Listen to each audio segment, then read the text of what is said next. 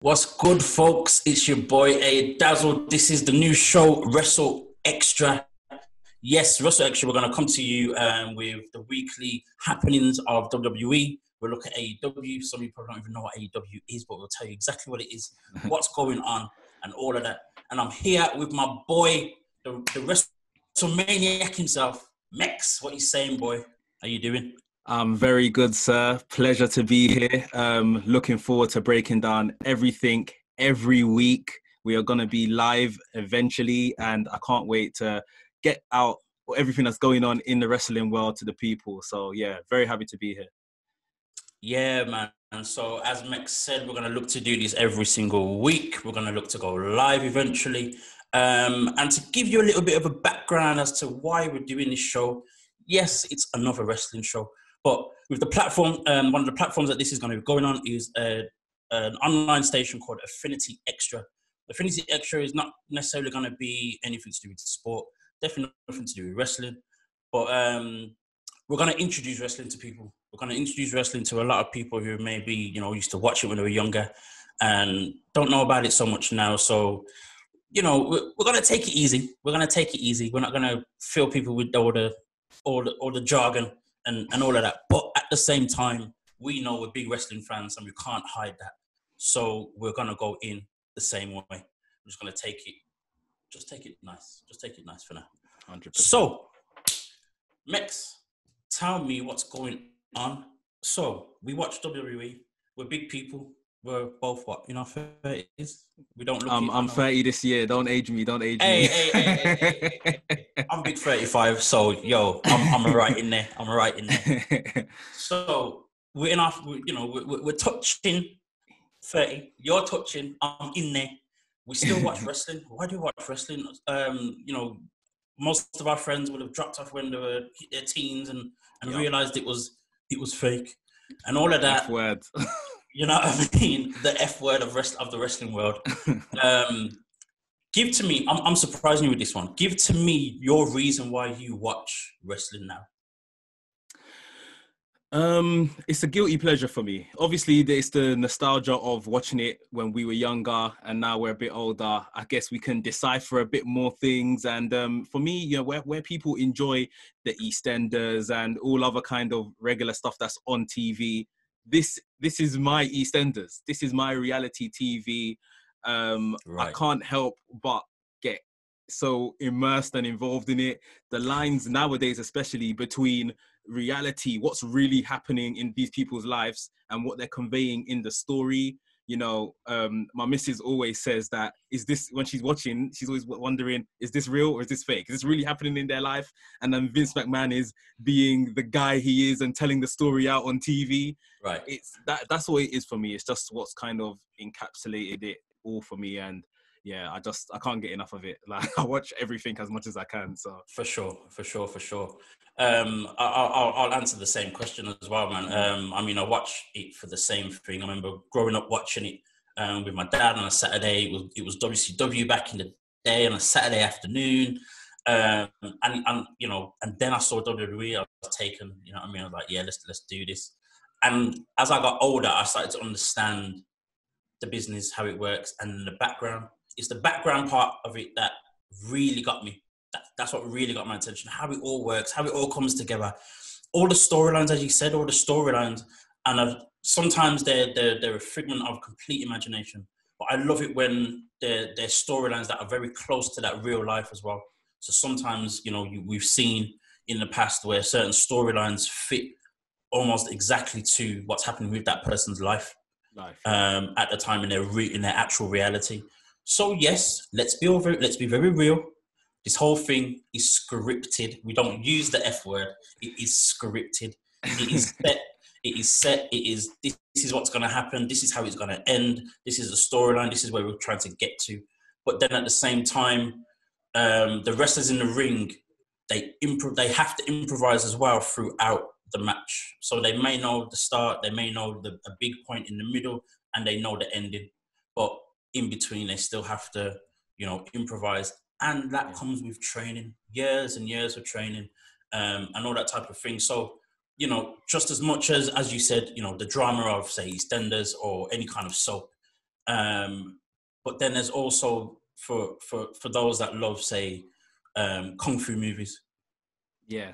Choreographed, you know what I mean? They're choreographed stuntmen jumping off buildings, driving certain cars, Fast and Furious, all that kind of stuff. with the influence of MMA that's happening in wrestling a lot these days as well. Very true, very true. So, you know, the thing about it that we like isn't far removed from the stuff that any normal person, because we seem to not be normal for some reason, any normal person would like. Yeah. So we're not that weird. We just love this thing. We love this thing. So with all of that said, a bit of background, let's get into it. We start our week on Wednesday because we're recording this on a Tuesday. We start our week on the previous Wednesday. And with that said, it is WWE NXT. Quick thing for those that don't know, NXT is like, it used to be the development ground for WWE. So you'd have younger guys that would be on that show. It's their time to show what they can do, what they're about, try and introduce themselves to the world before going to the big leagues of WWE. So NXT, but it's now, because of its popularity, it's now become a third brand. It's now a third brand of WWE. And, you know, for some, especially for people, say, our age, who have, you know, been following wrestling for so many years, it's almost like our main thing. Yeah. For me, NXT is my bread and butter. Like, it's literally the perfect balance of everything I like about wrestling. So, tell me, Mekz, what's been happening and what's going on NXT right now? So, I think one of the big takeaways was that Karrion Kross has basically laid out his challenge to our champion, Keith Lee, saying that, you know, I'm coming after that title and there's going to be hell to pay if you say no. That's basically what he said. Right. Keith Lee, not one to shy away from a challenge, always want to give others opportunity, has said, listen, set the time and place, I'm there. And we've got William Regal in a bit of a power struggle saying, you know, I'm the one that sets the matches here, not you guys. So if this is going to happen, then it's on my watch. And what I really found interesting was that, is William Regal going to make Karrion Kross jump through any type of hoops before he gets his title match? Is he going to put him in a number one contender situation? Or is he literally just going to say the time and the place? I would assume not, now that he's kind of said what he said. But it's going to be interesting how that match pans out. For sure. Karrion Kross has just, you know, steamrolled his way into the picture. He only made his debut only a few months ago and made his intentions known straight away. And, you know, I think it's going to be a massive test for Keith Lee. It's going to be a very big test for Keith Lee. You know, and I think, to be honest, I don't think Karrion Kross needs a number one contenders match and all that kind of stuff. And it would be justice, I guess. It would be justice for that to happen, because that's what should happen. But with the way it's gone on, with how we dismantled Dijakovic, that was mad. You know, why not? Let's make it happen. NXT TakeOver 30 is coming up. Boom, perfect place to do it. You know what I mean? So it's going to be interesting to see what happens in between that time, between those two. Keith Lee is absolutely amazing. I love the angry Keith Lee. I mean, yeah, we heard a few bleeps. We got a few S-bombs.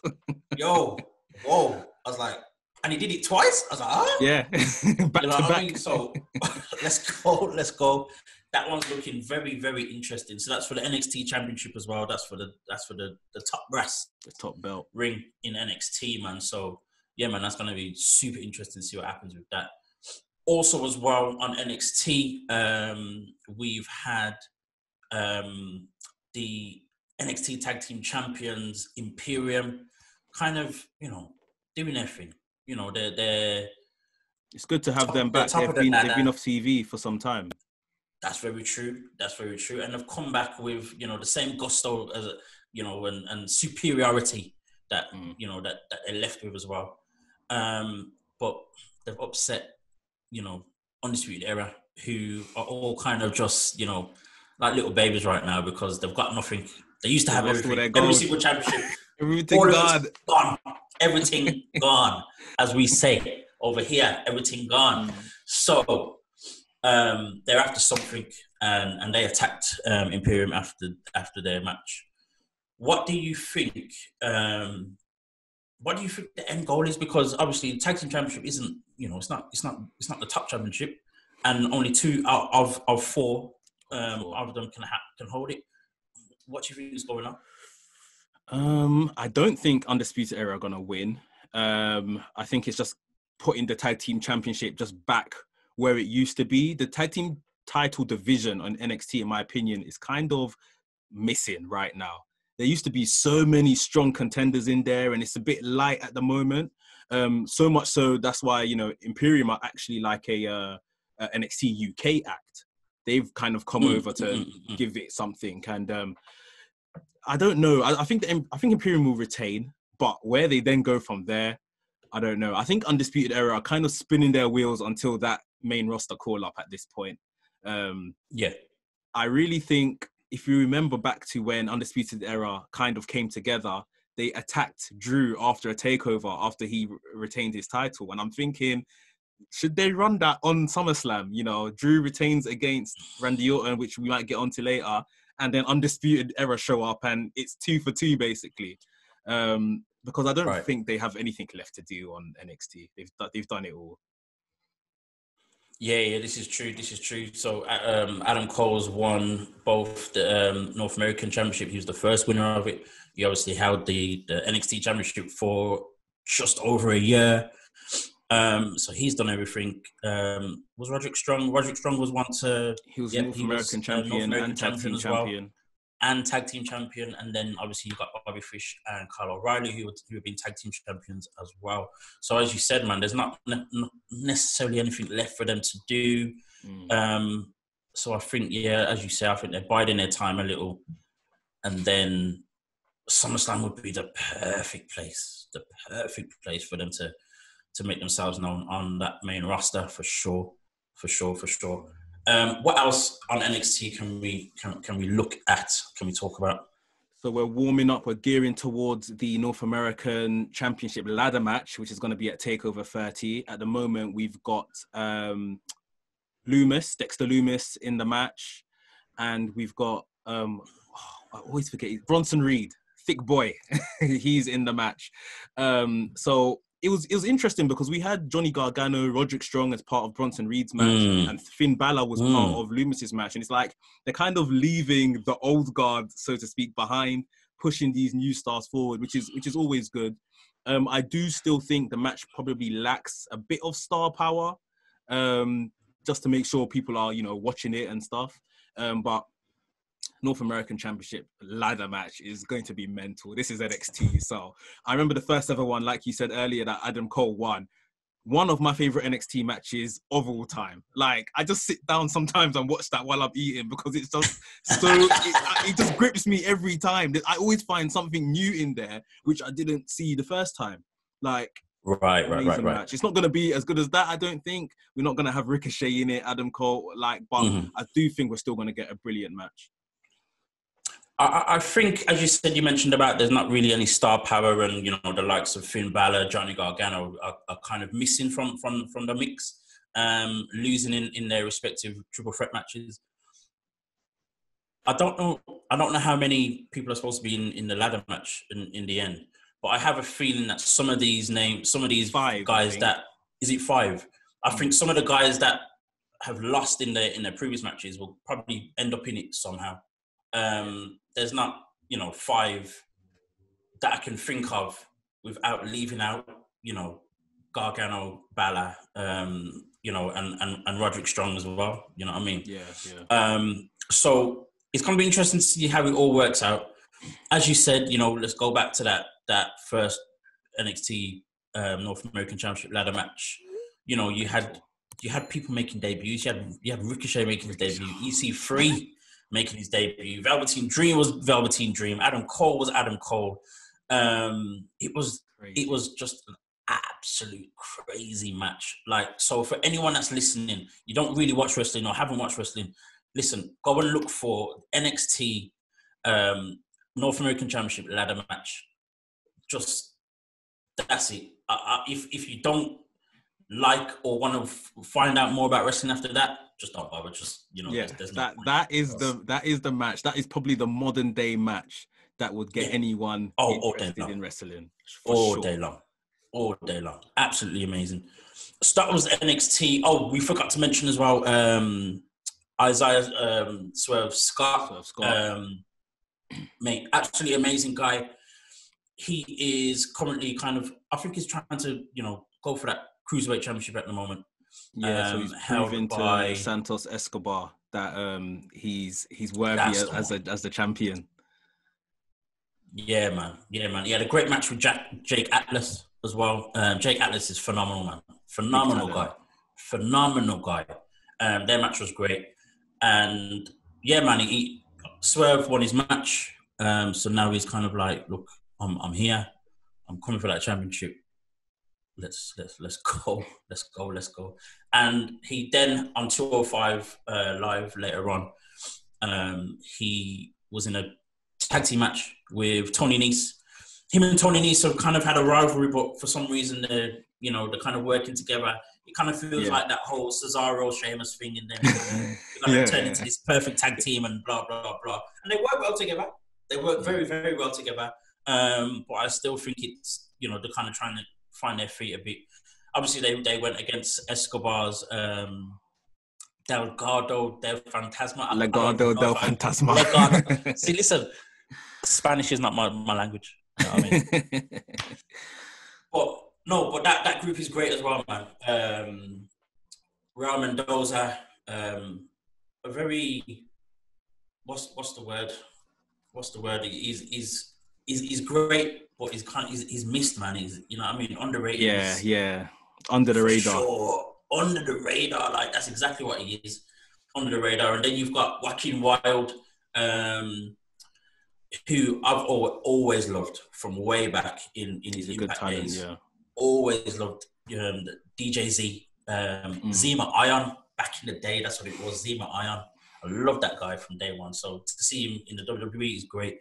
And in his faction, you know, I think they've worked it nicely. So yeah, man, it's gonna be interesting to see how that one works out with Escobar and Swerve, and a match between them two. That's gonna be good. Yeah. Even the first one they had to determine who was gonna be this new cruiserweight champion, where Swerve won, was a really good match. But now that this guy is a fully fledged heel, face out there, no mask, I'm sure he's got some tricks up his sleeve. So man. I do think maybe it's a bit early for Swerve to win it. Just not anything on him. I just think because they're really doing a good job of establishing this faction, so it might be a bit too early for Swerve. But he will get it 100%. For sure. So let's move on to Friday. Smackdown, the blue brand, the second brand, kind of. They've been trying to move it up a bit because of, you know, this nice deal with Fox. But yeah, let's talk about Smackdown. What's the happenings? What's going on? So we had Gran Metalik taking on AJ Styles for the Intercontinental Championship. A match that I did think they were going to use as like a coming out show for Gran Metalik. We know this guy is very, very talented. I did think they were going to use it to really showcase him against someone as brilliant as AJ Styles. But I feel like AJ Styles just kind of dominated him, moved him aside. Calf crusher, who's next? I don't really think he got that showing that he might have deserved. And he just very much so, after that match, there was a segment backstage of him and Lindsay Dorado back together, basically asking for a tag team match against Shinsuke Cesaro. It was very kind of, let's wash our hands of the Intercontinental Championship match and move on back to our tag team. Okay. So, Yeah, that's a shame. As you said, Gran Metalik is got talent. He was in the final of the Cruiserweight Cup way back as well. he was relatively unknown to most fans. So it was nice to see that happen for him way back then. Since then, he's kind of, again, another person who's very much gone under the radar. Yeah. Been involved in, the tag team scene the whole time, really. And even then, not in any big way. 1 or 2 opportunities every now and again, but nothing too great. So, yeah, I was expecting this match to kind of be Grand Metalik's going to get some, some level of push.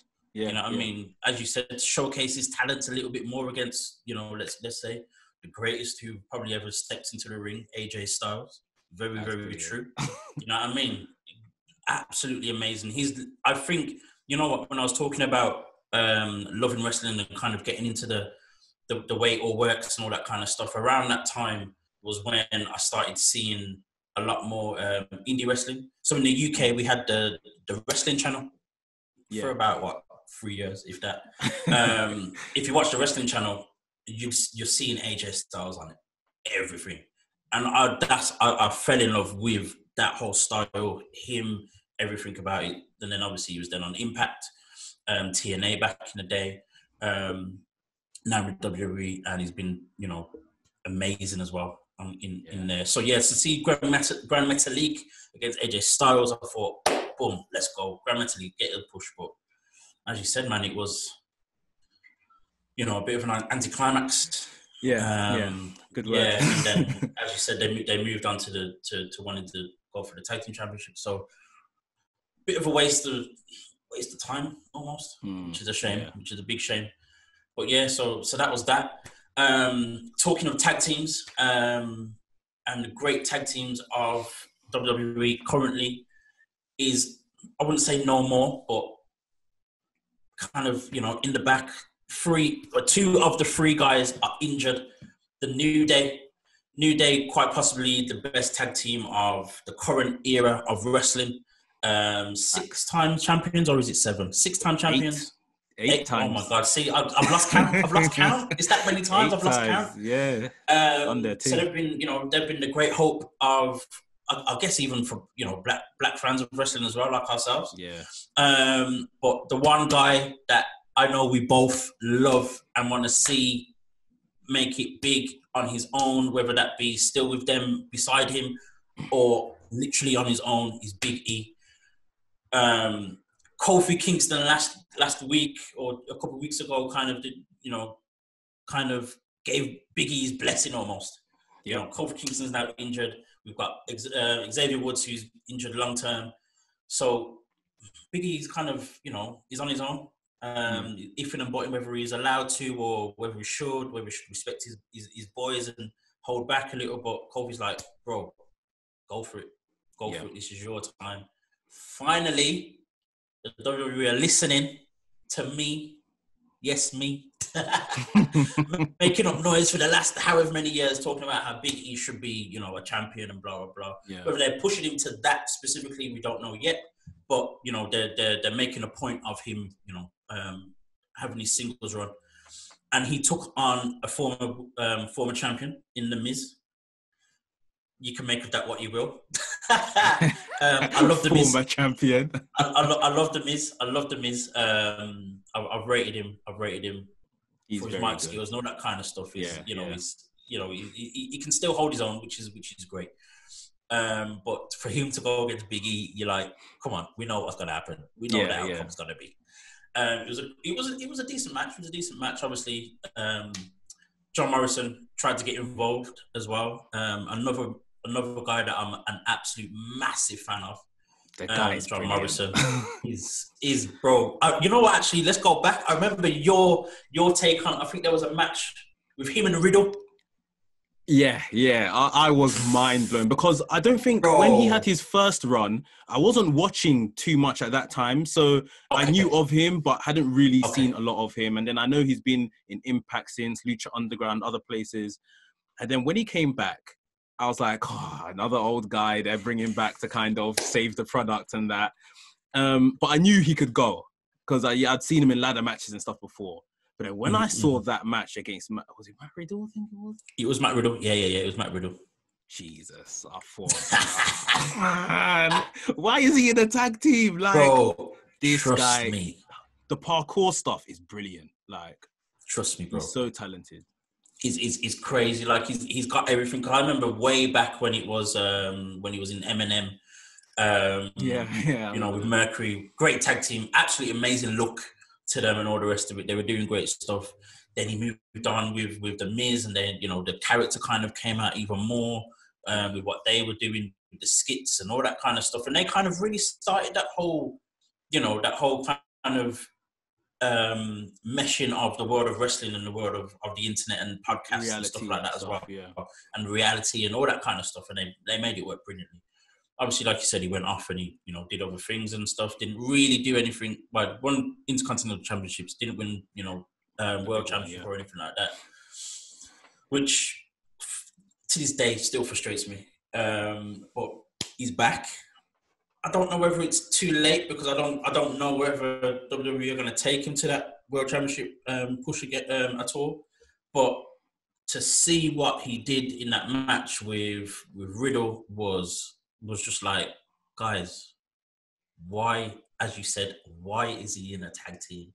Yes, him and the Miz are great together, but why is he there? You know what I mean? Mm-hmm. But yeah, man, so, you know, we could sit here and talk about John Morrison for the next hour. I usually would, sure. But let's get back to where we were. Yeah. So John Morrison tried to get involved in Big E and Miz's match. But Big E came out and he's got a new submission move. I think the term for it is the stretch muffler. Whether Big E uses that name, I don't know. But it's basically, you know, he had his leg over his shoulder. Mate, that he's done that before. He's done it before in the past. But I guess as a finisher now, they're putting some more eyes on it. Brock Lesnar used to do that a lot in his early days, back in 2003. So I think the name is good. New Day might jazz it up or whatever, but I think it's decent. But yeah, I think Big E, you know, they were very much on commentary treating it as if this was Big E's first singles match ever. and forgetting the fact this guy has been a previous Intercontinental champion, right? You know, the first ever black NXT champion, right. Second NXT champion ever. Right. He's got accolades, so you know this wasn't his first rodeo as a singles wrestler. Can I trust WWE to follow through with this plan? I'm not sure. I say that because your answer's a no, I can see, but I'm scared. I'm not sure, because they said Kofi's out for 6 weeks. Now, whether this is a real injury or not, I'm not too sure, but 6 weeks isn't really a long time, let's be honest. We already had SummerSlam in the way of that. And then, if I'm correct, Xavier Woods is due back around November. So that's not too far. This seems like a bit of a test. You know, let's put our foot in the water with this. See, do people, you know, receive this well? If not, then yeah, the New Day guys will be back in the next couple of months anyway. We can pretend like nothing ever happened, like we always do. Right. But you know, I want to see them give this a good go. I mean, I know the Fiend is probably going to take the championship off Braun Strowman. Maybe AJ Styles Intercontinental Championship match for Big E at SummerSlam. Nothing's in stone there, so that could be interesting. Yeah, I'm seeing a very similar thing, to be honest. I think, and in a way, I would, if it were me booking it, I would do something very similar anyway. So take him to the Intercontinental Championship first, build him even more in that respect, and then maybe move on to WWE Championship. And to be fair, in terms of timeline, that probably wouldn't even happen until, I'd be very surprised if that happened before Mania, if I'm completely honest. Yeah. But as you said, with Kofi only being out for 6 weeks, 6 weeks is not long at all. Yeah. Woods already been about 2 of the 6 weeks already. Right, exactly. Wood being back in November. It's going to be interesting to see what happens. I'm not getting my hopes up too much because one, it's WWE. 2, the timeline isn't necessarily making me, you know, giving me confidence that it's going to be, you know, a massive thing. But one positive that obviously Biggie definitely has is, the run that they've had with New Day.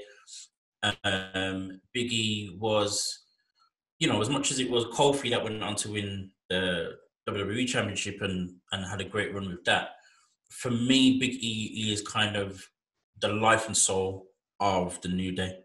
Yeah. For me, he encapsulates everything that the New Day is about. So you've got the wrestling skill, you've got the charisma, you've got all of that, the mic skills, all that kind of stuff. He's got everything, literally everything that you need. And I do believe that Vince and the guys on the table see that. So I think that works in his favor. But as we said, it's going to be interesting to see whether they actually utilize and capitalize on that. And they've even made it a thing on the Instagram page. You know what I mean? On the website, all that kind of stuff, and said, don't sleep on Big E. I'm like, you saw my comment on that post. You're the ones that have been asleep, not us. They're the ones being asleep. You know what I mean? And finally, like I said, they've turned the alarm clock on. So hopefully we'll see something come from that.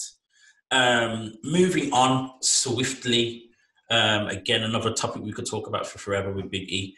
What else is happening on SmackDown? So we had Naomi kind of get her revenge on Lacey Evans. I do hope this is finished now, and that if they are going to put into like nothing against either of them sort of thing, but right. Yeah, I mean this stemmed from that karaoke showdown segment. So yeah, exactly. Let's just forget that happened. I want this to be over in terms of that for those two. If they are going to put into action plan Naomi Deserves Better, she's now officially beaten Lacey Evans in their one-on-one match. So let's hope that we advance the story. If we're going to go down that road of Naomi Deserves Better, it's time to start advancing the story. I'm not too sure who is out there. And if they are looking to, this is the thing with the women's division. There's no like mid-card belt. It's straight to the title if you're not in the tag team. So I guess Naomi would have to kind of prove herself, beat a couple of names before she might maybe put herself on Bayley's radar. Bayley doesn't have a match as such at SummerSlam as of yet. So I mean, it could be something there for Naomi possibly if she could get a bit of a push within the next couple of weeks. Yeah. So to kind of give everyone a little bit of a background in terms of this whole little thing with Naomi. One thing that we still struggle with as wrestling fans is certain things that happen that we wish never happened, because if we're trying to introduce someone to wrestling and they saw this, they'd be like, why the hell did you watch this? Yeah. So that karaoke thing, I'm trying my hardest to forget about it, but man, wow. So basically we had 4 ladies in the ring who had a karaoke battle, which literally came out of absolutely nowhere. Even all 4 women almost came out of nowhere because they weren't on TV for a couple of weeks, or 4 of them, and literally came out of nowhere to do some karaoke battle. Naomi was the only one that was anywhere close to decent. Why I'm even judging the singing as a wrestling fan, I don't know. But then the jealousy of Lacey Evans got the better of her. She attacked Naomi. That sparked a massive uproar on Twitter. With a hashtag Naomi Deserves Better, which gained, it was trending in the US at least. I think it was worldwide at some point. But it was trended number 1 in the US for some time. Yeah. For at least maybe a day or a day. That's a long time on Twitter, a very long time on Twitter, and especially in the US as well. So it's us fans being frustrated at someone with the talent of Naomi, someone with the following that she has, because this isn't the first time that Naomi has trended on Twitter this year. It's the second time. The other time was when she came back at the Royal Rumble in January, and that sparked, again, massive hysteria in a very positive way, even with non-wrestling media. So you had certain celebrities, noticing Naomi, especially with her being, she came out very pro-black with a big afro, very much, I'm here, let's do this, let's go. On the same night, Bianca Belair had a great run. So it was a lot of, I guess, black female empowerment that was going on that night. You know what I mean? And it went the way it did in terms of Twitter and media and social media as well. So now we have, Naomi Deserves Better. And WWE they've kind of seen it, of course, they couldn't ignore it. But it's going to be interesting to see whether they actually capitalize on it. Yes, she won her match against Lacey Evans. She lost the week before, I think. So I think it's 1-1. So I don't think this feud's going just yet, mate. I'm sorry.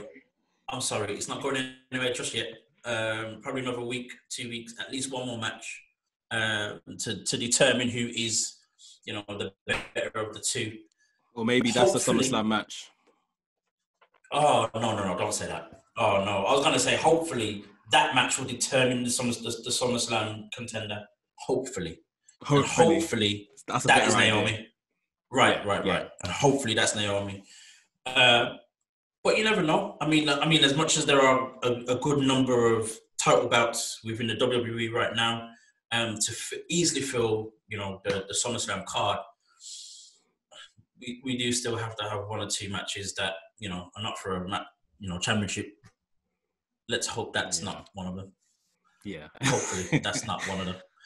So yeah, so that's where we're at with Naomi. Absolutely amazing talent, great in the ring. She wasn't one of those that came through the independent scene. She comes straight from being a cheerleader and dancer to the wrestling ring, and it's taken her a while to get to where she is. And I think, in general, that's the right way to go. It takes time. She's been able to build herself. She's gone through, some not great runs or being missed out, all that kind of stuff. So I think we all feel very much so that it's her time. And you know what? For people that don't know, she's also a former champion. And you may think, well, if she's a two-time in a very short space of time as well, and won it at WrestleMania, which was massive in her hometown. Yeah. So that, it sounds like the story should be, what else does she need to do? But at the same time, there's still a massive injustice in one, how her run went, how she lost it as well. Some people will definitely at the time as well moan about who she lost it to, with that being Charlotte Flair and the chosen child of the great Ric Flair, so to speak. So we still feel a level of injustice towards Naomi in terms of her run and how she's treated at the moment. So hopefully, I'm using that word a lot. Hopefully, we'll see a change and see something. For me, like WWE like money. That's not a secret. I mean, every business does. Of course. WWE love money. And Naomi is a reason to print money. Her whole packaging, her whole aesthetic, which I'll hold my hands up. I used to watch Total Divas. So I saw the struggle of Naomi getting to get her packaging like that. That was well documented in Total Divas. So right. The fact that she's got this whole glow stuff going on, kids would absolutely love that. Naomi was a champion and had a glow belt. WWE never made that. Like, to this day, I don't understand. They made the hemp belt that Daniel Bryan had, which fine, people wanted it. It'll be a collector's item. How didn't you make a light up championship for a child? How didn't you make that? Right. Like Naomi could, and Naomi is surely one of the longest serving women at WWE right now. So she definitely deserves a lot more than just a two-time champion that she's been. As you said, you mentioned the glow belt. It's crazy to think that wasn't a thing because, let's talk about the business of wrestling. At the end of the day, right now, we're in an era where, money and the money from kids specifically or parents buying things for kids is the most important thing right now. The reason why John Cena was John Cena and how John Cena was for so long was because of kids. The reason, you know, we're in an era which is called the PG era. So it's all about catering for the kids. Yeah. So to think that glow belt and all the rest of it wasn't a thing will baffle me for the rest of the rest of the time. Honestly, because I'll be surprised, and I don't know whether it would be a good decision or not. I'll be surprised even if she won a championship again, that they'll have the glow thing again. I don't know whether they even bother with that again. So that opportunity for me, gone, and I don't get it.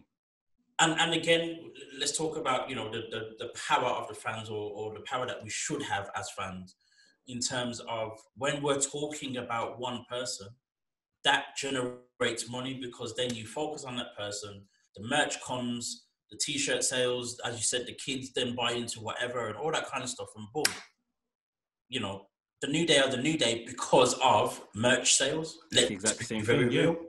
It's the exact same thing, you know what I mean? So I don't understand why we have certain people.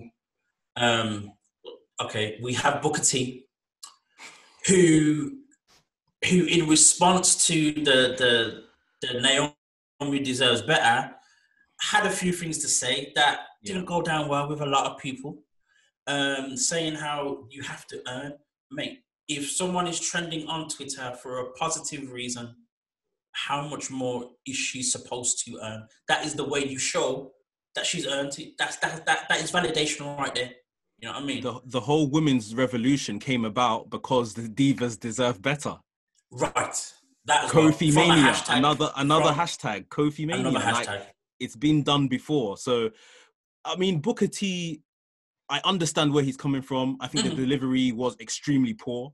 And yeah, again, I think these are some of these things where I don't know if this is, you know, done on purpose to be worked into TV, but I'm sure you can get Naomi's number quite easily. You want to take her under your learning tree, do it. It doesn't have to be a public, you know, disturbance and making her name, and especially not making us as Black people not look unified in front of the general public.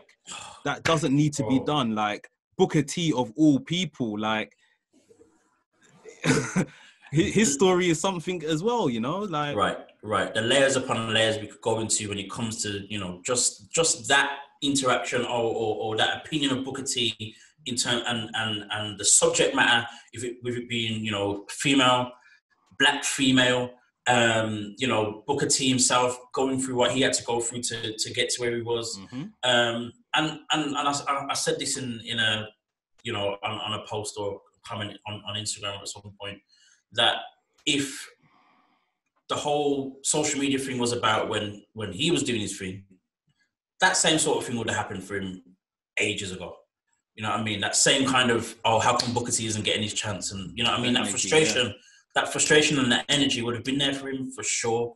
I think for me, when it comes to him specifically, before we move on from this subject, for me, I think he just has this whole problem with social media in general. He's moaned about social media before. You know what I mean? He's moaned about social media a few times before. Sometimes in a very good way, in terms of, like, I think one time he was saying how certain people shouldn't be, you know, airing their grievances and trying to sort out things via social media. Very correct. But it shows to me that he's got this whole thing about social media and not necessarily understanding some of the positives of, and how it works, this, you know, in this day and age. But unfortunately, as you said, he missed the thing where he's losing us as Black people. He's making, you know, that lack of unity. Doesn't look great. Doesn't look great, mate. You know what I mean? Especially in the public eye, like, that's what I'm saying. It doesn't look great, and especially with what's going on right now, and, you know, Black Lives Matter and all that kind of stuff. We need to be unified, and it doesn't mean that you have to then, you know, everyone has to be your best friend and you have to, you know, agree with everything that everyone's saying. It doesn't. But it does still mean you have to watch your P's and Q's and kind of, you know what I mean, be a little bit more meticulous in your opinion and how you deliver it. As you said, the delivery was not great. The delivery was not great. Let us move on. Again, another subject we could talk about for forever. The other thing on SmackDown that we saw is, we mentioned Bayley earlier. So Bayley and Nikki Cross still kind of having this little feud. You know what I mean? Bayley is the Smackdown Women's Champion as well as the WWE Tag Team Champion alongside with the great and amazing, we'll talk about her later, Sasha Banks, who is also now the Raw Women's Champion. So they're just dominating the whole women's division, and it's absolutely crazy. They're just amazing right now. But Bayley herself is still on this little feud with Nikki Cross, and that kind of took a bit of a turn as well towards the end for Nikki Cross herself. Tell me a bit more about what happened there and you know where it went. So Bayley got the win. It was a really good match. So yeah, if you haven't seen that match, again, that's good women's action. That we're getting through these days. Bayley got the win, and Nikki Cross was left distraught in the ring. What I really liked is, you know, the little sticker came up at the end. It signaled for the end of the show, as it does. Right. Bayley, Sasha Banks walked away up the ramp, gone. Nikki Cross in the ring, pondering on her defeat.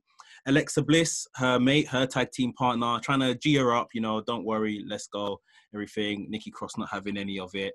Kicks out at Alexa Bliss, leave me alone sort of thing, and pushes Alexa Bliss down.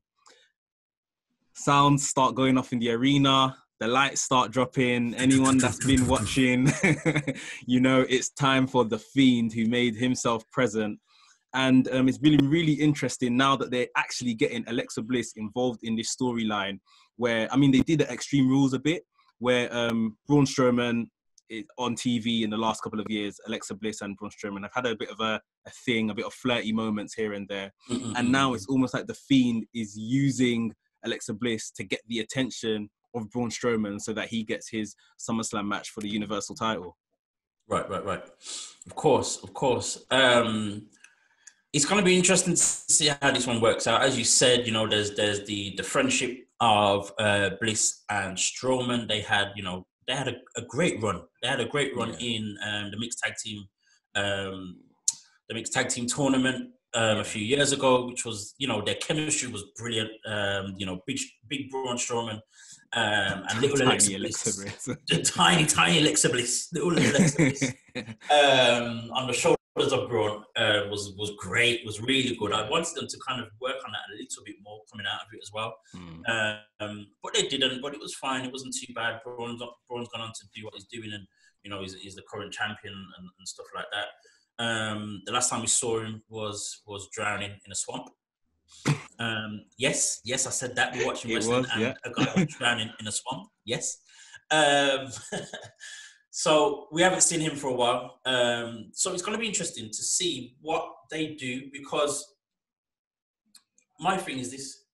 So Bray, you know, had him in this swamp. Bray's come out, walking out of it and stuff like that. So surely Bray has the advantage. I'm just questioning on why he feels the need to go after Bliss. Because, you know, we've seen it many times before where, you know, you go after a friend or a family member, you know, try and get that emotion going to you know, accentuate, you know, to fire up the feud. This one's a little bit, I don't know, a little bit confusing because, you know, he's got the upper hand on Braun already. We haven't seen Braun at all. It's not like, you know, he's trying to convince Braun to do something, because right now he has the upper hand. If he wanted a match at SummerSlam, he deserves it because of what happened in their last encounter. You know, he's entitled. So yeah, it's going to be interesting to see how it works and what he actually building towards in terms of that storyline.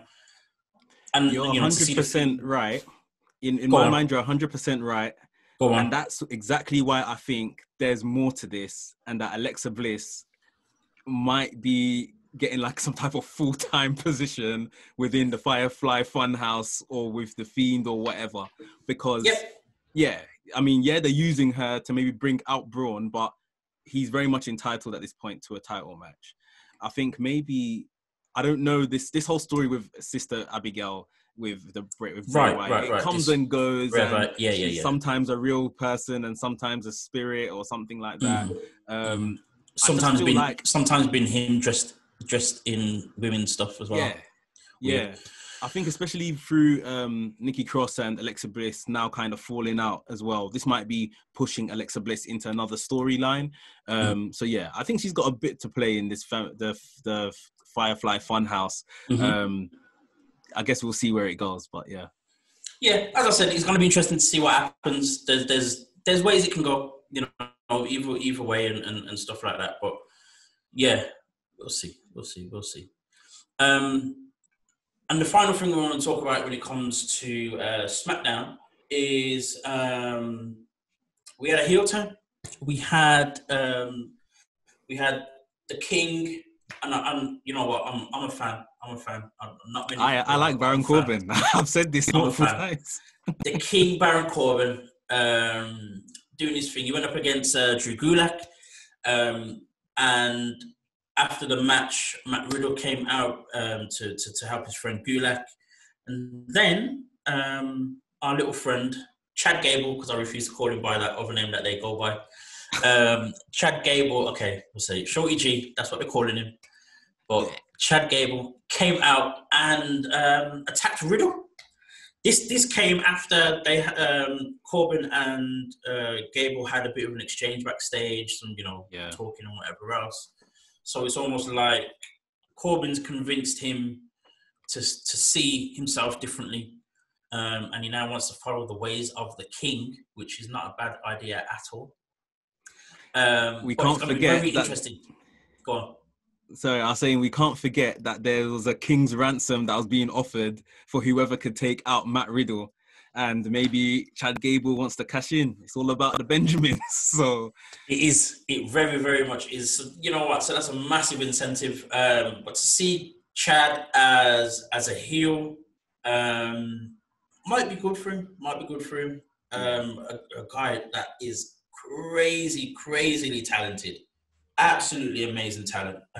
His in-ring work is phenomenal. You know, reminds me massively of Kurt Angle back in the day at his peak as well. So to see Chad kind of get a new, hopefully gets him a new look. Hopefully he'll get his new name back. Hopefully it will be. I say hopefully so often when I talk about WWE, it's bad. That's all you can do. Hope. But we'll, surely we'll see, his name. He'll get his name back. He'll change that little, basketball jersey wearing gimmick. And he'll be someone. The one thing with Gable that I think they missed massively was his time with Bobby Roode. And when they were doing their thing, I expected Gable to kind of do this whole thing where he takes on the whole look, the persona, all of that of Bobby Roode. Yeah, try to look exactly like Roode and do exactly everything that Roode does, and then eventually, they have a clash, and then boom, Chad Gable comes out the face, and of it all, and us fans get all hysterical, like, yes, he's finally doing his own thing, and then he moves on to bigger and better things, but. That whole thing just fizzled out of nowhere, and then we got this Shorty G, wearing basketball uniform and just doing stuff that was completely random. And there was even a chance. I think there was even talk of. I can't remember whether this was actually even hinted on the show or not. But when you had Daniel Bryan and Drew Gulak doing their thing together, I expected Gable to come out as a third person to help them out. That would have been amazing. That would have been, fitting nicely with, their styles and what they're about when it comes to wrestling and all that kind of thing. And another way to then, hopefully build Gable with, the likes of the legendary Daniel Bryan. But unfortunately didn't go that way. With WWE being still quite big on Corbin, it should in some way help build Chad as well, but there's a possibility it will be used to build Corbin. I think this week we're going to get Chad Gable versus Matt Riddle. because obviously Chad Gable attacked him, which is going to be a brilliant match. There's no doubt about it. Surely, if they allow it, surely. Yeah, it's going to be a brilliant match. Matt Riddle will probably win. But again, Chad Gable needs these spotlights to show his ability. So, I think he's just drawn the short end of the stick from when he came up, to the main roster with oh my gosh, what was his name again? Jason Jordan. As mate, yeah, American Alpha. God, crazy tag team, crazy tag team. Before their time, before their time. Yeah. For Jason Jordan as well. Very, very unfortunate for Jason Jordan, picking up that serious neck injury. He's been out for many years and probably will never wrestle again, or we won't see him for a good amount of years if he does. He's in the backroom staff. I think he's part of creative as well. Yeah, I think he's producing right now. Yeah. So he's doing that. Chad has drawn the short end of this, short straw very often since coming up from NXT. So hopefully it will be. You know what? It wasn't even supposed to be. It wasn't even supposed to be. Wow. It's too easy. So, yeah, man, hopefully we'll get this Shorty G out and we'll get Chad Gable back. Yeah. That's what we're hoping to see. So that was WWE. We've talked about NXT. We talked about Smackdown. We've got to talk about yesterday on Raw. What happened on Raw? So the main takeaway is the new Raw Underground, which the best way to sum it up is like a fight club.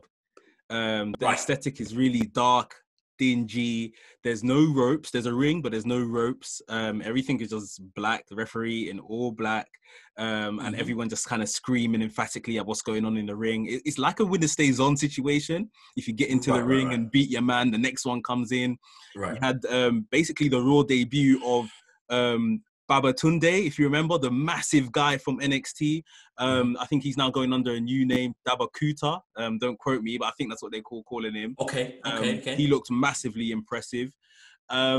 We had Eric from the Viking Raiders come in. He dispatched of a couple of guys. We had Dolph Ziggler come in. He was doing his wrestling, his technical floor mat wrestling. Really interesting. I don't know whether this is going to be a mainstay within Raw. Is this going to be like a spin-off of Raw? Is this going to be like a YouTube show? But yeah, main talking part coming out of Raw yesterday was Raw Underground. And we had the Hurt Business, so the likes of, you got MVP, Bobby Lashley, and Shelton Benjamin, known as the Hurt Business, come and take over and do this whole, we're taking over now, we're in charge, blah, blah, blah. Bobby Lashley was in the middle of this ring in his suit, ready to fight. You know what I mean? Only Bobby Lashley could do that. Lashley things. You know what I mean? Oh, mate. It was good. It was good to see, and he took out a few guys, and then MVP got involved, and he did the same thing, all suited up, taking out guys as well. It was also the return of Shane McMahon. To our TV screens. He was the one that put together the Raw Underground. Underground, of course, it's his thing. But Shane embraced this whole little takeover from MVP. He was like, yo, there's no rules. Let's go. You know what I mean? I'm happy. Just fight. I'm good. Just fight. Yeah. So there was that. As you said, it's going to be interesting to see what comes of it, whether it becomes, a part of Raw or a separate thing. Personally, I think it should be a separate thing. I think give it the love and the attention that it needs to be its own thing. You can maybe show highlights of it on Raw or whatever it is, but if it's got its own space as well, to be just a little bit more, just a little bit more aggressive, you know what I mean, than Raw itself. I think I saw once they debuted it and showed us what was going on behind the door. And I saw it was called Raw Underground. I saw how kind of gritty they had made the aesthetic look.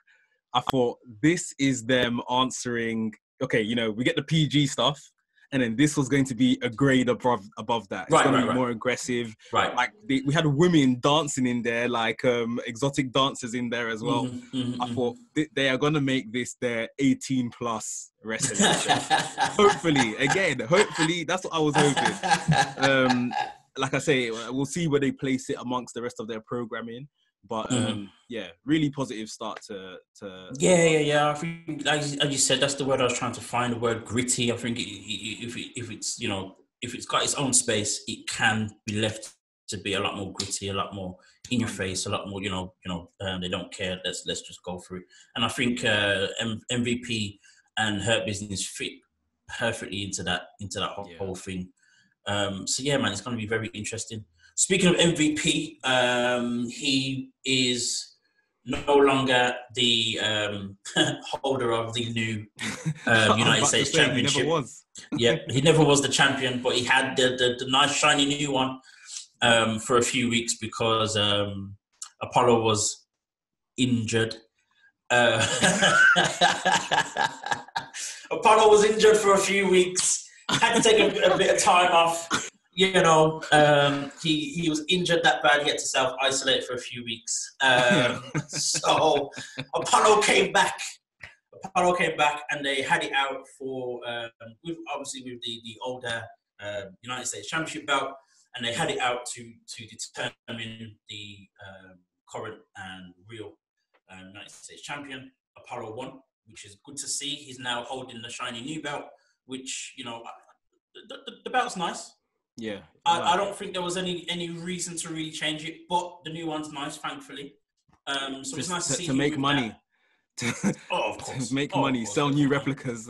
Sell those replicas, man. Sell those replicas. If I had the money, I'd probably get one because I do think the belt's nice. It's nice, yeah. So he's the new champion now, and he's back on our screens. It's nice to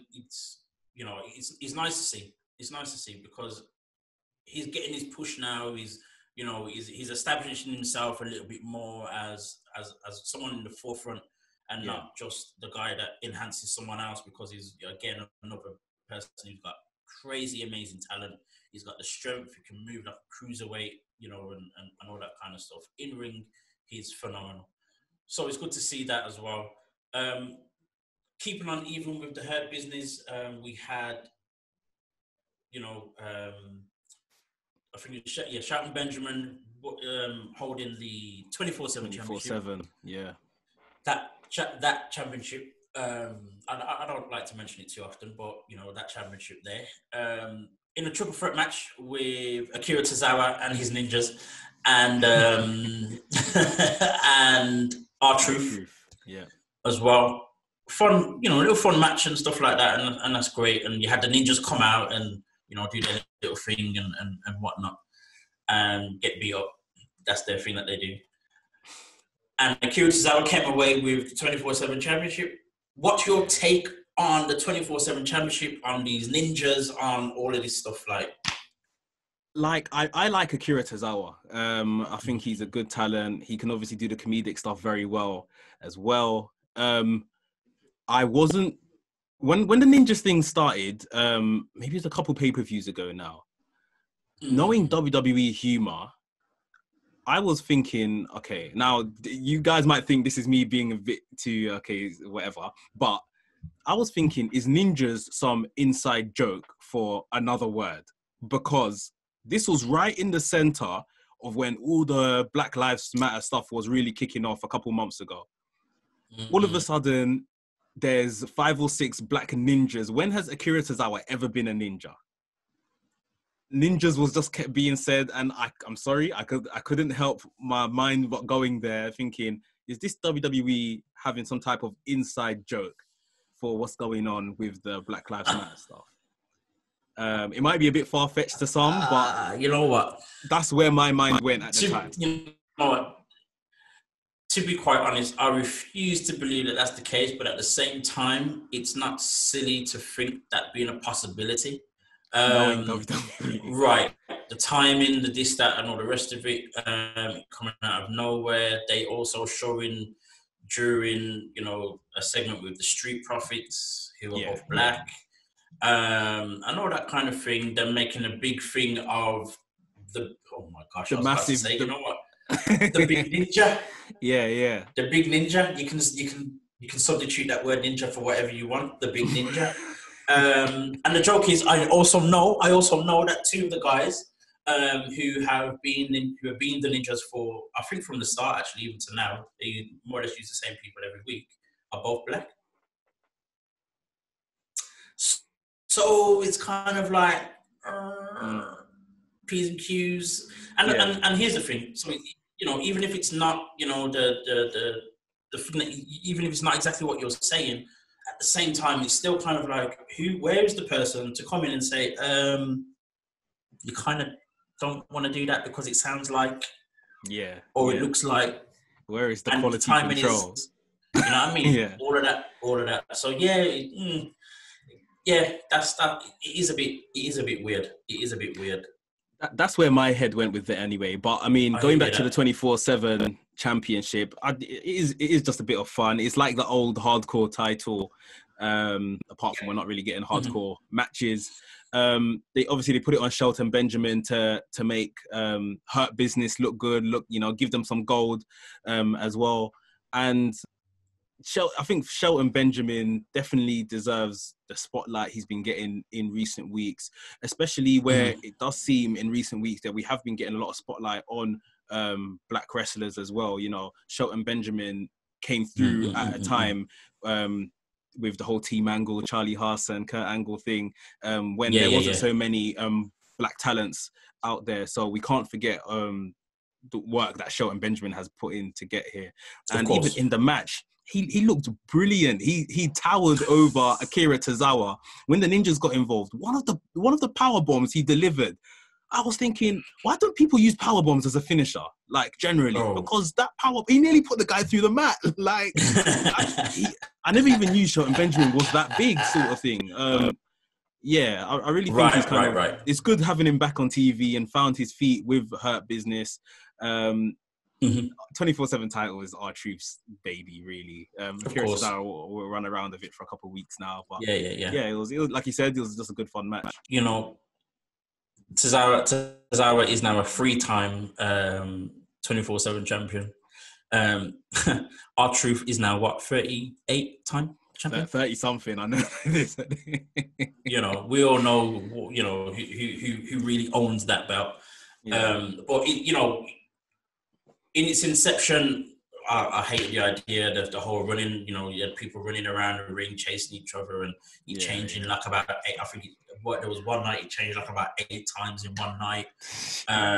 You know, Pat Patterson had it, and then Kelly came out of nowhere, and then Candice shouted, "What the hell's going on?" But you know, in the grand scheme of it, it's helped bring R-Truth back to the forefront of our minds, to TV, with him being like 60 years old, you know, however old he is, and he moves and looks like he's 20 years old. It's crazy to see, and it's great. It's absolutely amazing. So, you know, there's positive in it in general. It's not my favorite idea, I must say, but you know, it's all about trying to draw the positives from everything. So, you know, it's here to stay. Well, for a while, and you know, let's take from it what we will. And it brought back Shelton as well, which is great. Exactly. Yeah. So, looking at the time that we have, and we have been on here for a while, let us move to AEW. Now, for those that don't know, AEW is a new company. Started a year ago at the start of 2019. It is the brainchild of a group of wrestlers who were known as the Elite. So you've got Cody Rhodes, the tag team, the Young Bucks, who are a big thing, probably one of the most, you know, esteemed tag teams at the moment in wrestling. Kenny Omega, another guy who many consider to be, you know, the best that there is at the moment in the world of wrestling. And then their good friend Adam Page, who was also kind of like an upcoming star at the time, and you know, looked at as, you know, a future, not legend, but you know, a future star we can all look back on and say, boom, he was that guy. Yeah. So they all created this thing. called All Elite Wrestling. Now, All Elite Wrestling has come with very different to any kind of independent wrestling company that would start out of nowhere. They came with money. Investment. Like money. Real money. So big, massive contracts for all these wrestlers that were probably being overlooked and all this kind of stuff. So, they had big names in there straight away, even, pinched a few guys from WWE who were a little frustrated. And stuff like that. So we have AEW, a massive company for the likes of fans of maybe around our age, around their 30s to 40s, who again have been maybe a little frustrated with the PG era of WWE. It's the alternative, and they're also not just in America. It comes on over here on our TV screens as well on ITV. I think it's still ITV3, I think. Yeah, I think so. That in itself is, it's still a very good deal, which is great to see. So AEW is about what is going on in this crazy world we call All Elite Wrestling. So we had the champion, Jon Moxley, formerly known as Dean Ambrose on WWE. Right. He was in a big tag match with Darby Allin, taking on the FTW champion, Brian Cage, along with Ricky Starks. This match, I guess Darby Allin has come to the save of Jon Moxley in previous weeks, and Ricky Starks had recently started rolling with Taz and Brian Cage. So, I think this match was just a culmination of a couple of feuds. Jon Moxley, not too long ago, took on Brian Cage for the title. And, well, in this match, the finish of this match, we had Jon Moxley putting the armbar on Brian Cage around the bottom ring rope. Obviously, Brian Cage has just recovered from a long-standing shoulder injury, so that's the significance there.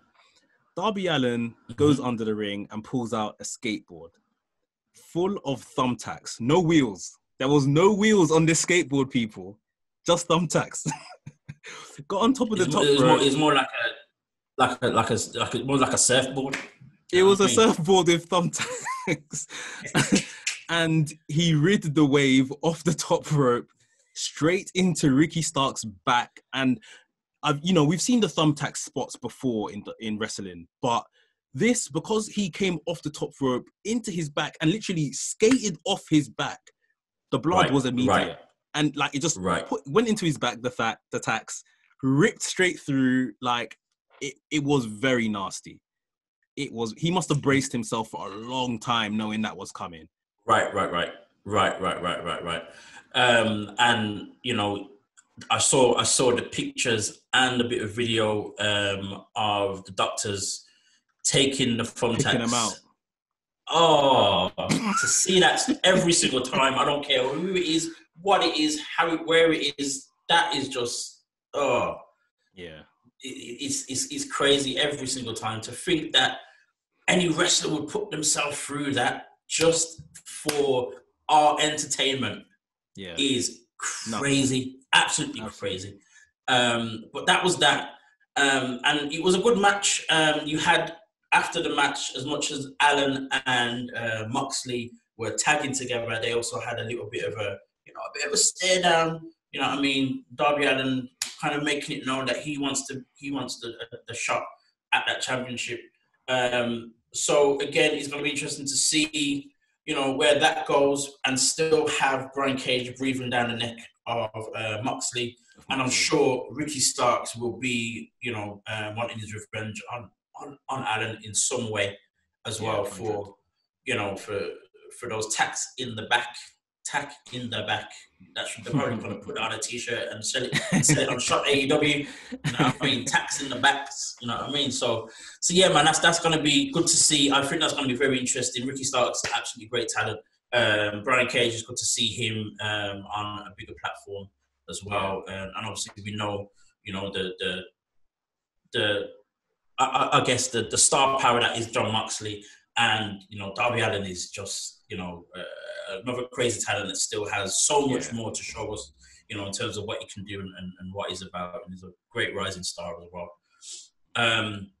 moving on from that, we had more tag teams. Tag teams seem to be like the big thing on AEW right now, and have been for a very, very long time. There's a lot of tag teams, great tag teams, but I think there was a little bit of a regression in terms of how the tag teams were being used. But I'm kind of starting to see it kind of coming back nicely at the moment. So there was a tag team championship match, co-tag team champions being Kenny Omega and Adam Page, and they went against Dark Order. I just want to say this now. Stu Grayson is absolutely bad. I love that guy. He's underrated. He's so good. So good. So good. So they had their match. It was a good one, as expected. The champions retained, but then, of course, they were attacked by the wider group of the Dark Order, it being like about 6 to 7 of them that all have the masks on. This kind of cult following Mr. Brody Lee, who is a little bit of a parody of another Mr. that we know, Mr. Vince McMahon. So they all tried to rush the tag team champions. They were then saved by their friends, the Young Bucks, still outnumbered.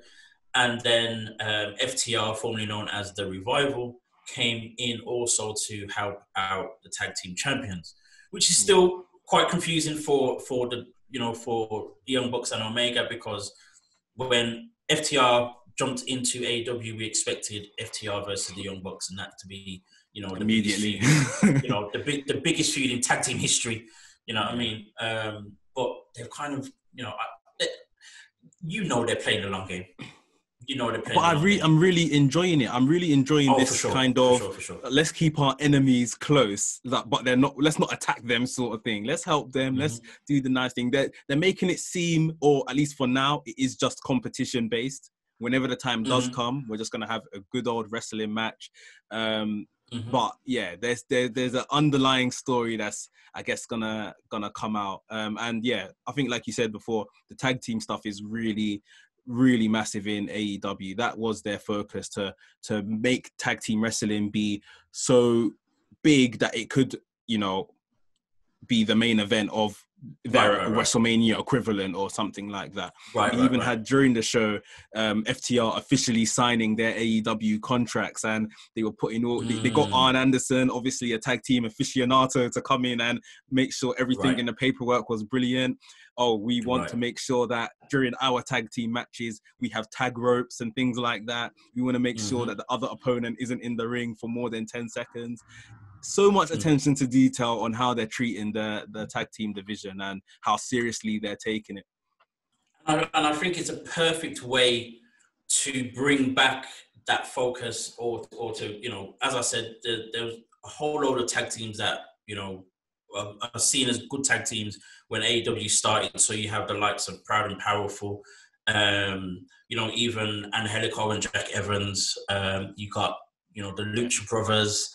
Private Party as the new up and coming guys as well. You had all these tag teams, and SCU, who won the first ever AEW Tag Team Championships. It was great, but it feels as if, and even Best Friends as well. And it feels as if they didn't necessarily capitalize on it properly.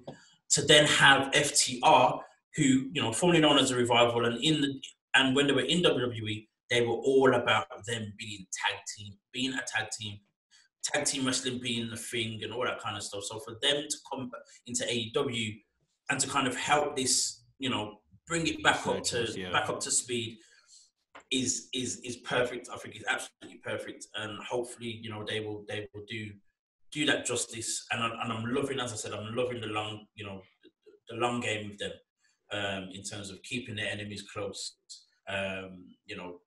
Siding, I guess, with the Young Bucks being all about competition, but we're just waiting for that day where they just flip the script and beat them up. You know what I mean? What's interesting is that it's not the Young Bucks that are champions either. They haven't even had a title shot. Right. It's actually Omega and Page that are tag team champions. So will it be, FTR go after them, or will it be they'll go and have matches with the Young Bucks, and then that will determine who goes for the championship? We'll see. All Out is the biggest show of the year. That's, I guess, their WrestleMania, 5th of September.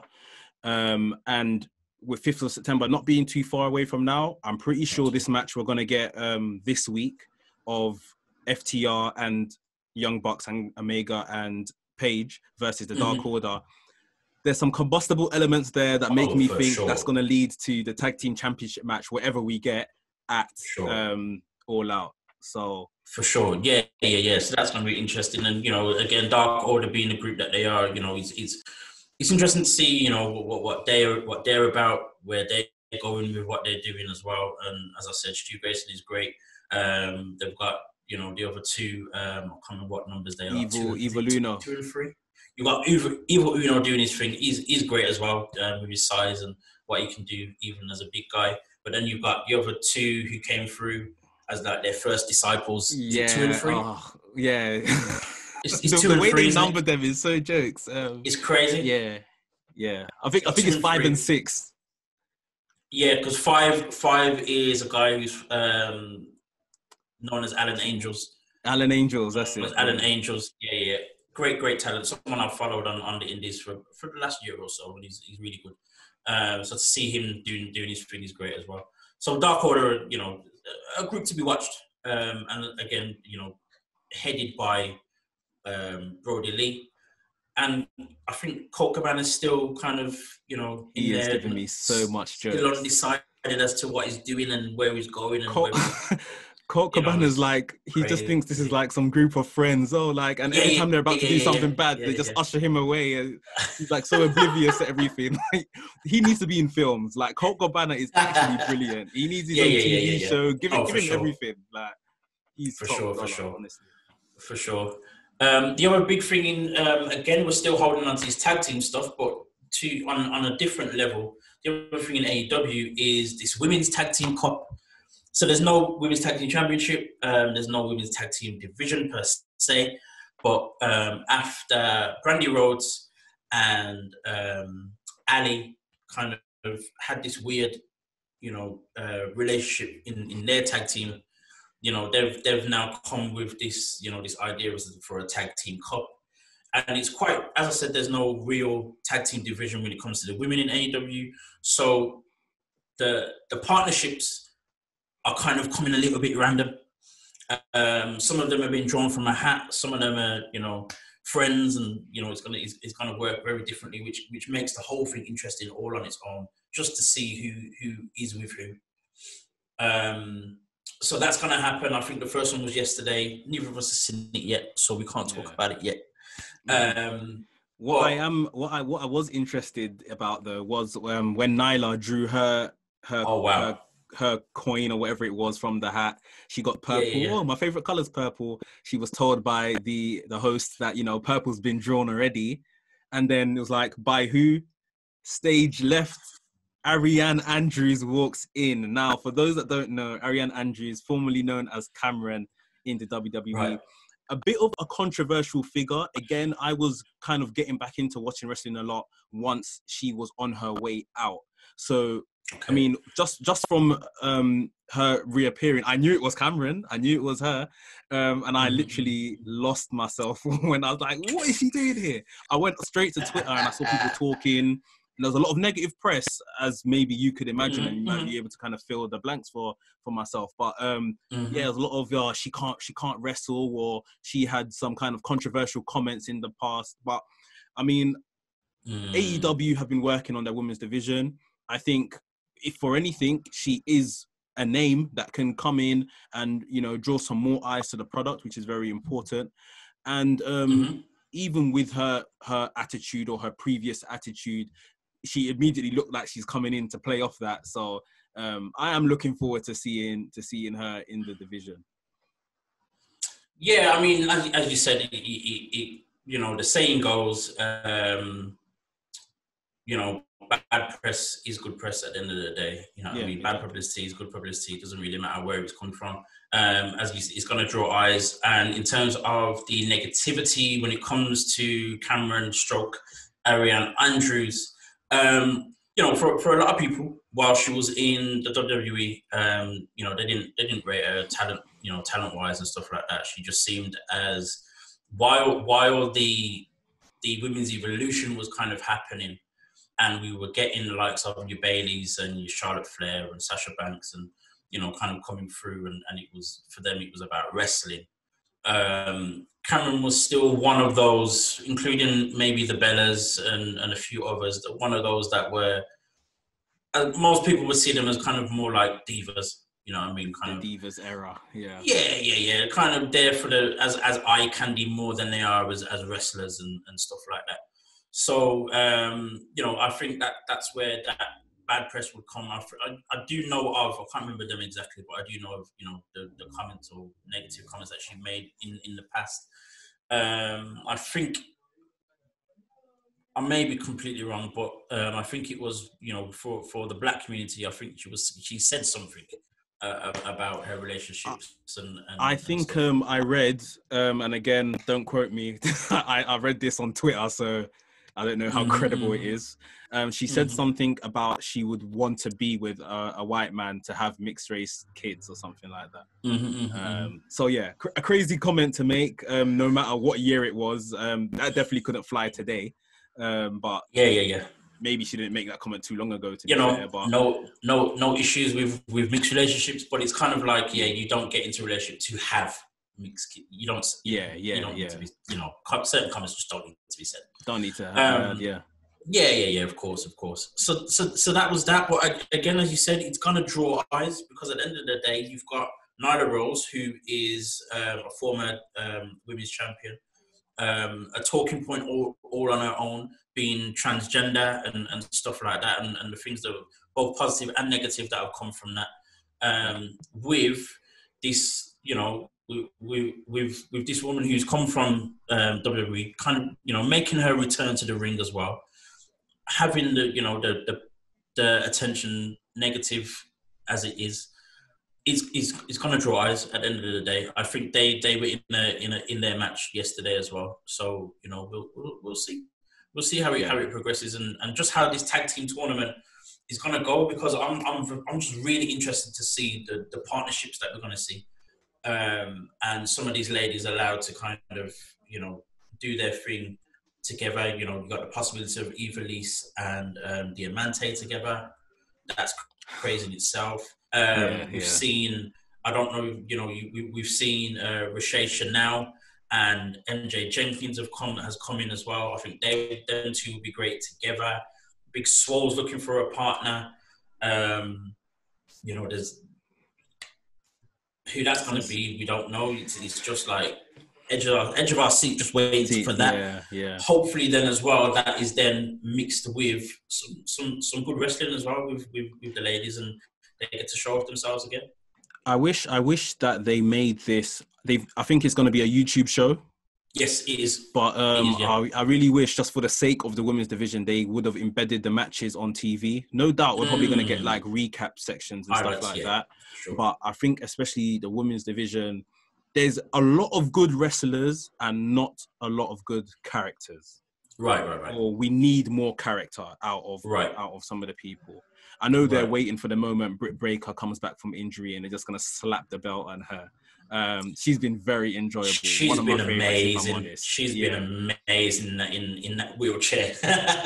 She's been great. I'm actually very surprised because I wasn't one of these people that would hear the name and think, "Oh, Britt Baker, oh." Yeah, and kind of did wonder what the fuss was about, I guess. But since she's been in that position doing her thing, I'm like, okay, right. There's that character that we're missing that you were talking about. That match with Big Swole's energy, you know. That's going to be a good match. That's going to be great, man. That's going to be, you know, the conclusion to that's going to be amazing. So, you know, and she set Big Swole, you know, a challenge. You know, she said, yeah, you can have me if you want, but you have to beat someone, you know, opponent of my choosing. So we'll see that soon enough. I don't know whether that's going to be this week or not, but we'll see that. See who she chooses. It's very possible. I think it's very possible it could be her friend Rebel. Yeah, that's who I think it's going to be. She's been brilliant as well. Amazing. A former Knockouts champion, a great wrestler in her own right. I've always liked her.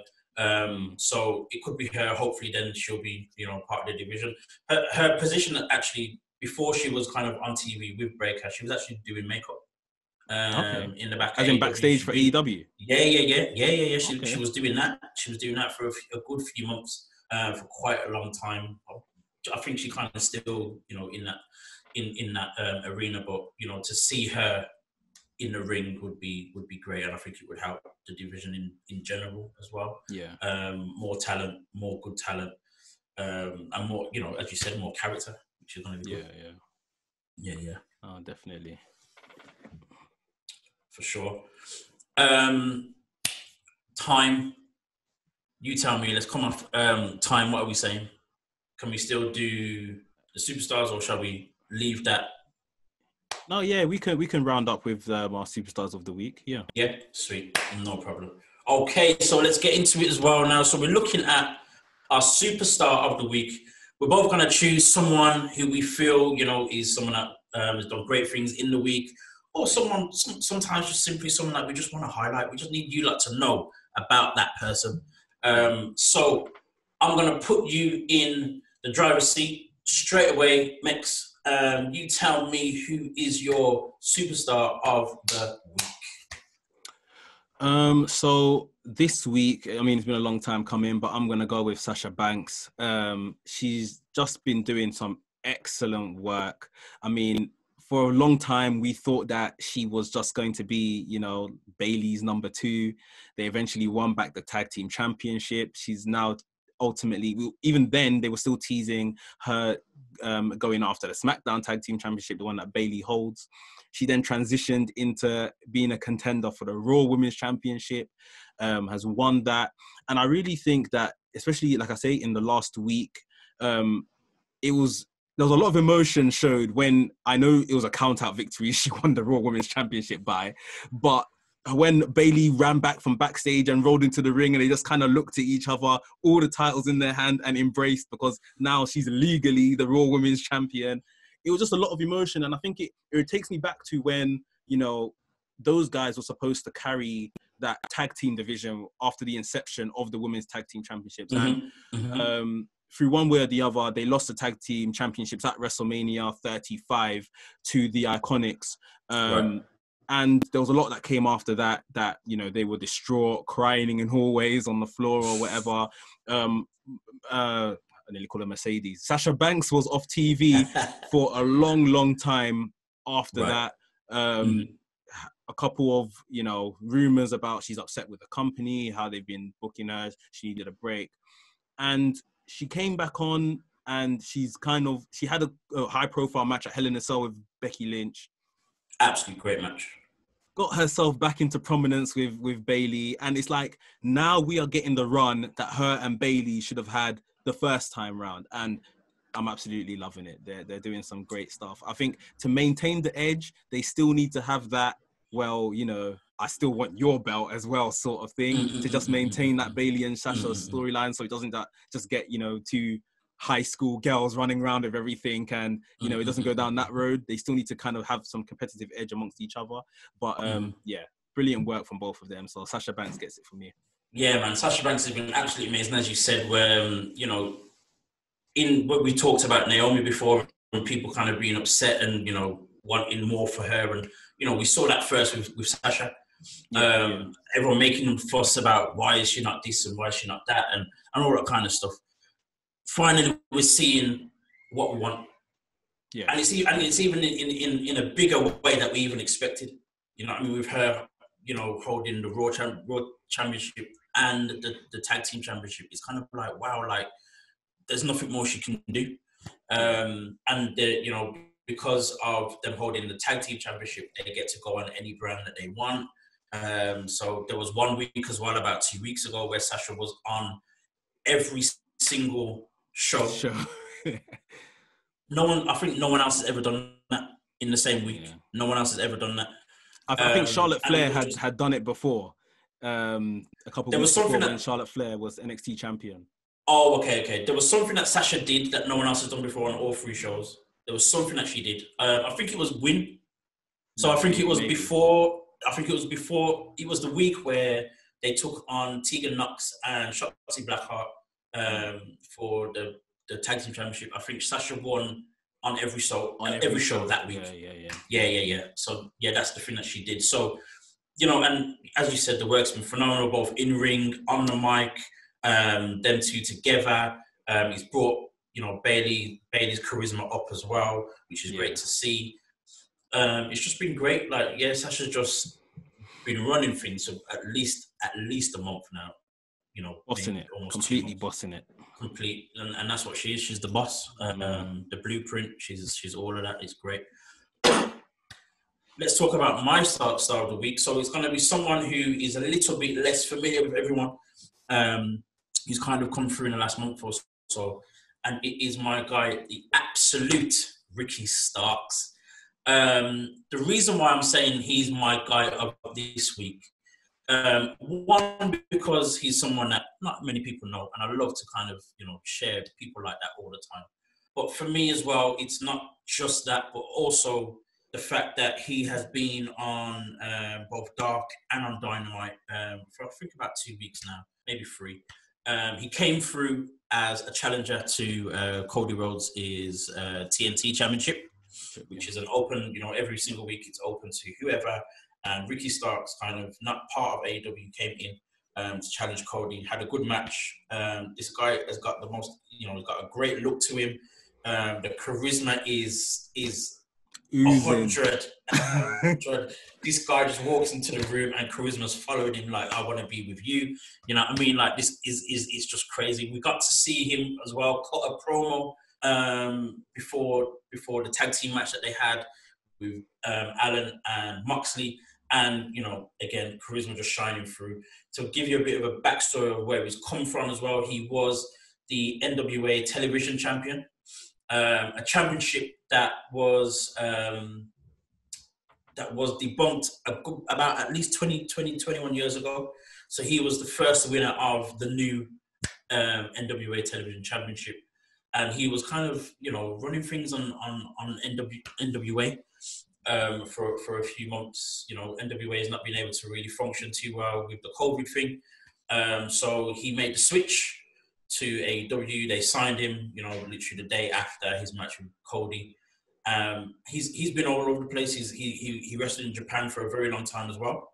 People don't know that a lot. And again, for me, he kind of, in the way he is, the way he looks, and the way he dresses, he reminds me of The Rock. I was gonna say it. Massively. And what I love about that is that he's not actually trying to do that. Because there's some people that will remind you of someone because they're trying to do it. He's not trying to do that at all. He just does. He just does. You come out, he's got the nice shirts and all the rest of it as well. He's got the facial expressions that, he probably doesn't even know that he's doing, but he does them, stuff like that. Again, got a very good look to him, a very, what's the word? It's a look that is just versatile for anyone, for any race, you know what I mean? Like, they kind of identify with him, and he's coming from, he is of African American, Hispanic, and Caucasian background as well. So he appeals to the masses. Like, the potential with that guy is stupid. It's just crazy. So it's great to see him on AEW. Great to see him doing what he's doing. He can take the bumps because, mate, who else is going to take thumbtacks in the back off a skateboard? You know what I mean? So he showed himself in that way as well, and he's come in, in the main event, mixing with the likes of Brian Cage and Taz, and mixing with the AEW champion that is Jon Moxley. So that is my guy of the week, the absolute Ricky Starks. I never knew anything about Ricky Starks before he came to AEW. I remember watching his TNT Championship match with Cody, and I wasn't wowed. I wasn't impressed. Maybe because I didn't have anything as previous reference, sort of thing. But since then, the work he's been doing on Dark, and like I say, especially the character work, I'm I'm very interested to see how they're gonna. And I think they can see that, you know, he's more than someone that should just be on Dark. He's kind of graduated from Dark already. Of course. And Straight away. He's been on Dynamite. You know, I guess he had to get his reps in there, get used to things. He's on Dynamite now, and I do think that AEW see money in him. There's so many talented young guys on AEW, man. Like, how they're gonna manage all of this is gonna be very interesting to see. But definitely one to look out for, Ricky Starks. Yeah, I've been impressed in the last couple of weeks, especially. Amazing guy. As you said, there's all this young talent in AEW.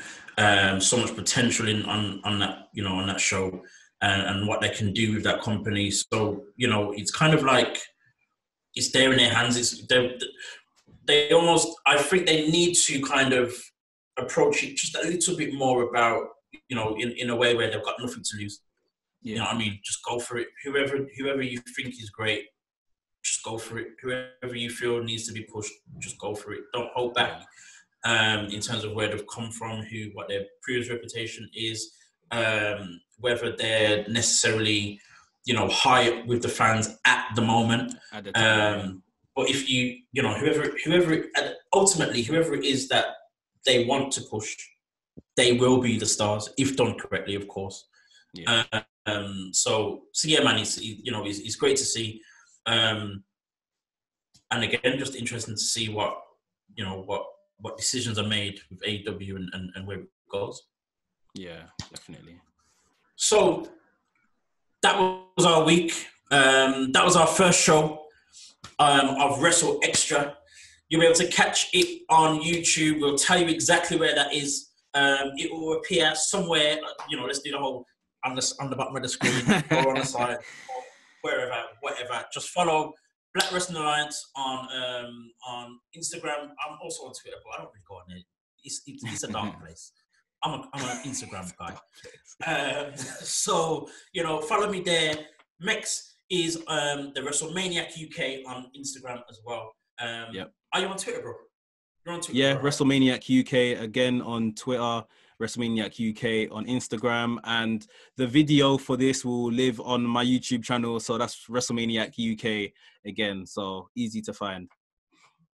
Yeah, man. So also as well, in time, we will be on Affinity Extra. All those details will be shared as soon as we know when that is, the day, the time, and all the rest of it. But you will be able to find us here on WrestleMania UK YouTube as well. I might put it on the BWA YouTube as well.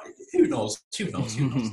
We'll see. But you'll be able to find us every single week doing our thing, talking. But, you know, when we do that, don't be scared to like, comment, subscribe, and tell us how you feel about the show, what you think about it, what you think about us. Be nice. What you think about us, what we can improve, what we can do better, what you want us to talk about, stuff like that, and we'll think about it.